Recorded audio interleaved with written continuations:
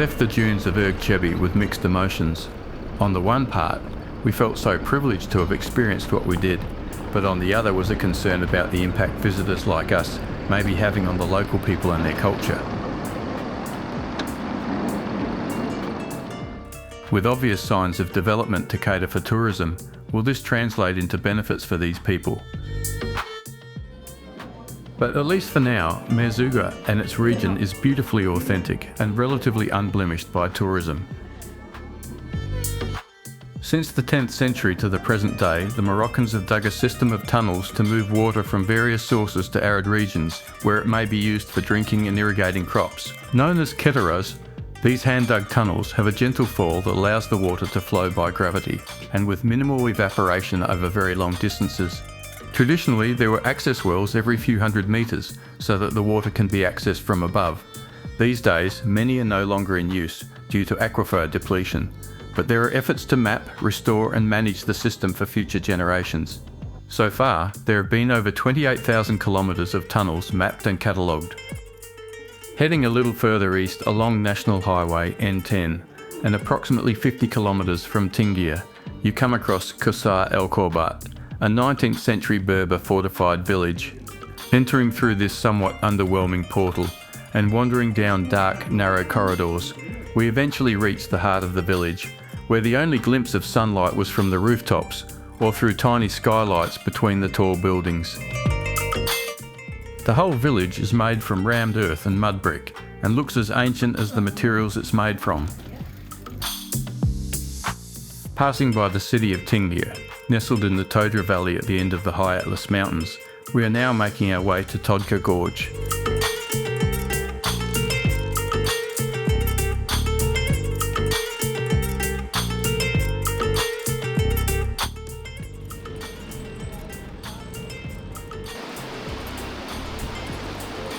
The gorge is a series of limestone canyons in the High Atlas Mountains, reaching up to 400 metres high and just 10 metres wide at its narrowest.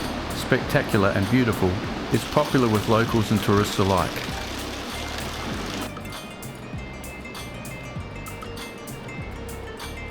Disappointingly, it's also a haven for hawkers and shopping stalls, which somewhat diminish the natural beauty of the place.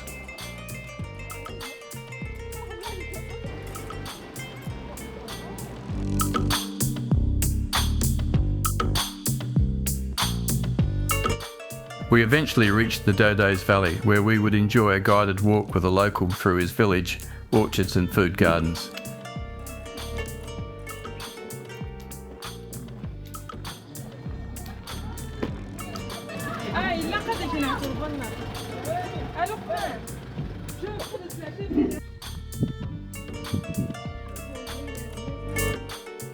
Beyond that, we came to some abandoned ruins, emphasising yet again just how ancient this place is.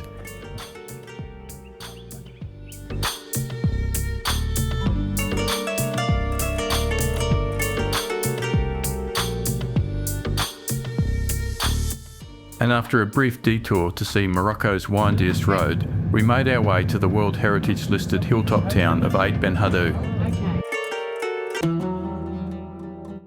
Dating back to the 11th century, Ait Ben Haddou was once an important fortress stronghold on the old Salt Road caravan route, where traders brought slaves, gold, ivory and salt from sub-Saharan Africa to Marrakesh and beyond.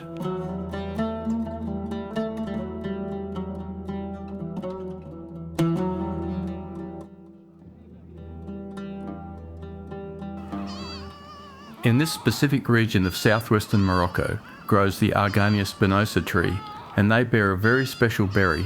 Goats are highly attracted to this sweet-smelling pulpy fruit and have adapted to climbing the trees to get the berries and leaves because of the scarcity of ground vegetation in the arid landscape. But the goats cannot digest the hard inner nut of the fruit, so after eating the surrounding pulp, they either spit it out or the large seeds pass through them. But it is not just the goats that value these berries. The Berber people do as well, because it is from this seed that argan oil is produced. Known as liquid gold, it has many uses and health benefits, from oils for cooking and consumption to topical and cosmetic applications. It is a highly valued cultural and commercial commodity that has also become one of Morocco's famous exports. And the goats play a part in oil production as well. Removing the surrounding pulp from the berry to extract the nut is tedious, time-consuming work. So historically, the local Berber farmers would follow the herds and collect the intact nuts from the ground, thus sparing the effort. Today, argan oil production is performed by women's cooperatives. The goats are protected by law, and the argan forest is so vital and unique that UNESCO has declared it a biosphere reserve.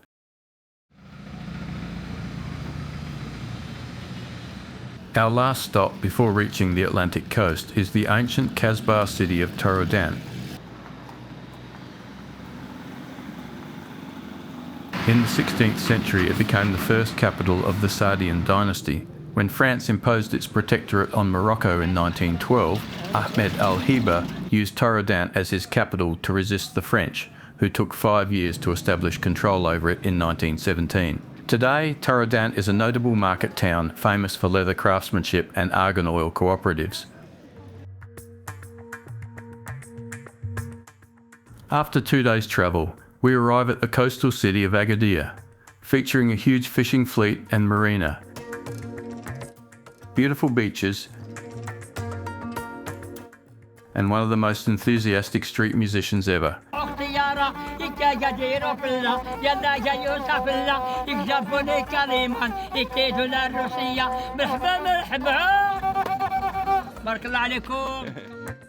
And then Essaouira. Formerly called Mogador, this charming port city is famous for its UNESCO-listed 18th century Medina, historic ramparts, vibrant blue fishing boats, and a relaxed artistic vibe.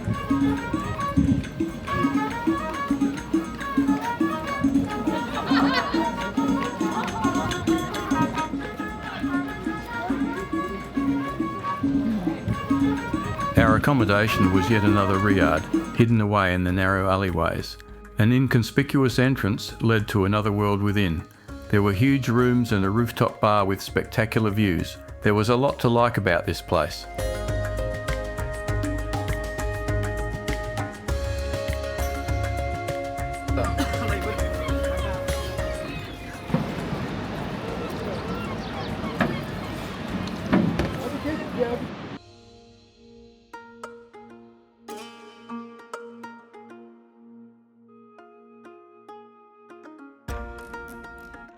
The city ramparts are massive, protecting it from invaders and the sea itself.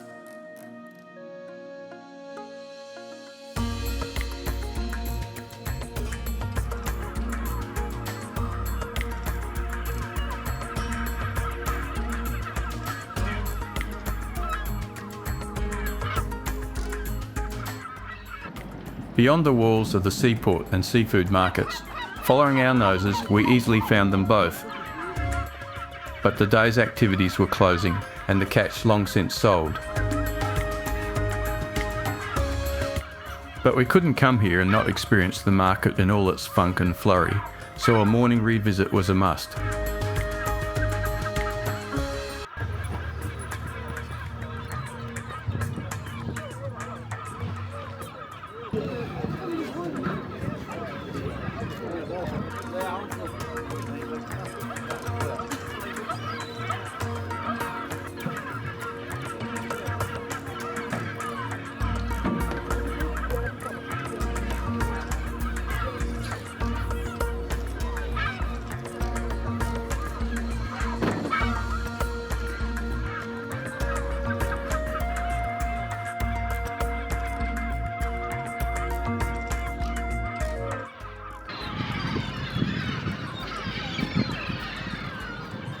Leaving the seagulls to their breakfast, it was time for a quick visit to the town outside the walls, for a coffee at Pumpkins and an early departure for Marrakesh.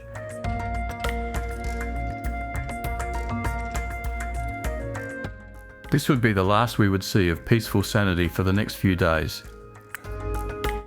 Within these massive walls is the Marrakesh Medina, also known as the Red City because of its red-tinted walls. This UNESCO World Heritage Site is a labyrinth of alleys, bustling souks and historic landmarks that offer a sensory overload of Moroccan culture, history and chaotic charm.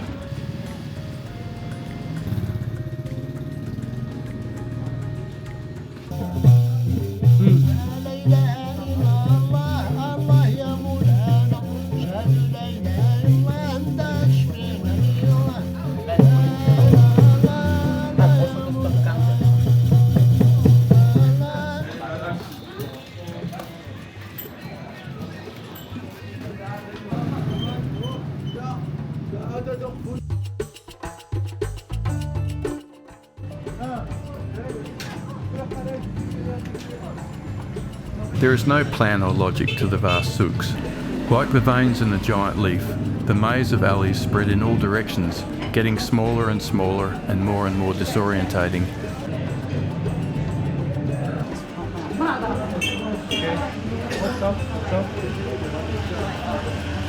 Donkey carts, tuk-tuks, motorbikes and people, it all fits and flows. No frenzy, just relaxed wandering. Tour guide and doesn't know how to make a scam.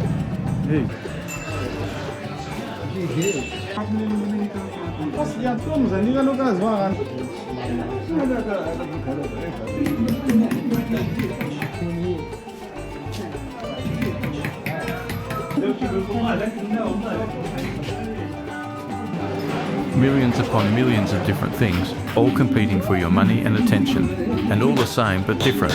You wonder how the sellers can thrive with so much competition.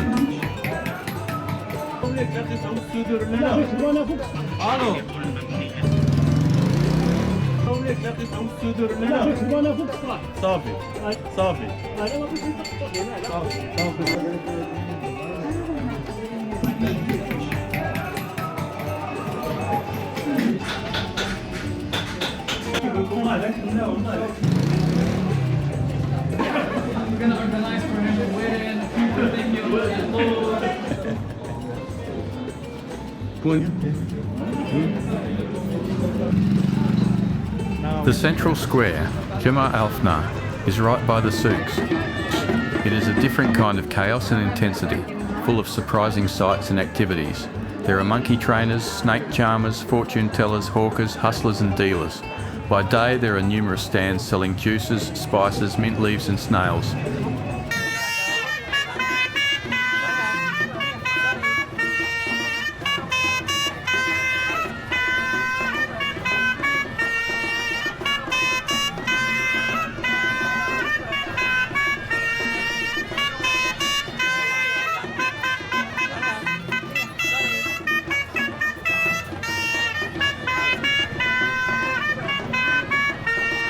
But by night the square transforms and the morning stalls give way to food stands. The place is abuzz with people and the sounds of traditional music.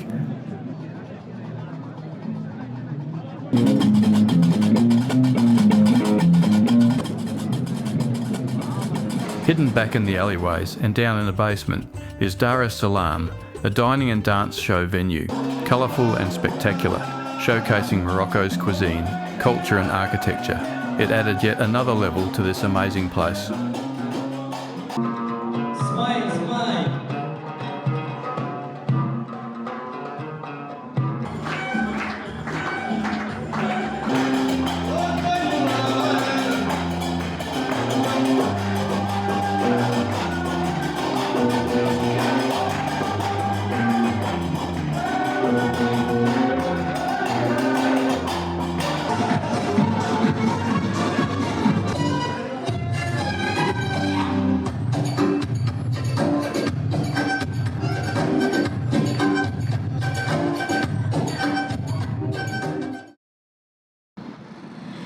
Passing by the Qutubiyya Mosque with its 12th century minaret, we arrive at the Sayyidian tombs. These tombs are located in the Kasbah Mosque, which was built in 1557, comprising two main sections. They are a testament to the power and grandeur of the Sayyidian dynasty and are regarded by many historians as the high point of Moroccan architecture.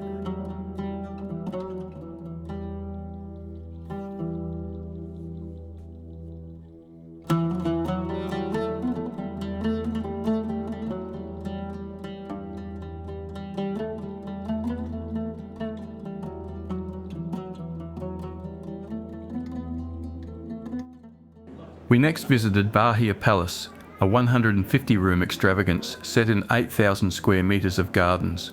Built in the 19th century by Abu Ahmed, a slave who rose to power and wealth, it was a royal residence until 1956, when King Hassan transferred its custody to the Moroccan Ministry of Culture.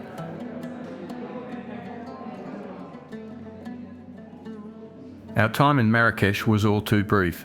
There is so much more to see there, but this short visit to the Bahia Palace would be our last highlight before departing for Casablanca. the Hassan II Mosque, with its 210 metre high minaret and with a hall that can hold 25,000 worshippers. It is the second largest functioning mosque in all of Africa. It is built partially on land and partially over the Atlantic Ocean at a cost of about 585 million euros and completed in 1993. It took 35,000 construction workers over 50 million hours to build. 6,000 traditional Moroccan artisans took 5 years to create the abundant and beautiful mosaics, stone and marble floors and columns, sculpted plaster mouldings and carved and painted wood ceilings. With the exception of some Italian white granite columns and 56 glass chandeliers, all of the materials used in construction were extracted from around Morocco. The 200 metre long by 100 metre wide prayer room has a 60 metre high roof with an 1,100 tonne retractable skylight that can be opened in 5 minutes, so that worshippers can pray under the stars on clear nights. And while those statistics are staggering, its sheer beauty is mind-blowing. And so our visit to Morocco had come to an end. Our last evening was a celebration of the amazing things we had seen, the experiences we shared with our travel buddies and new friends, and the memories we would keep forever. What better place for that than Rick's Cafe?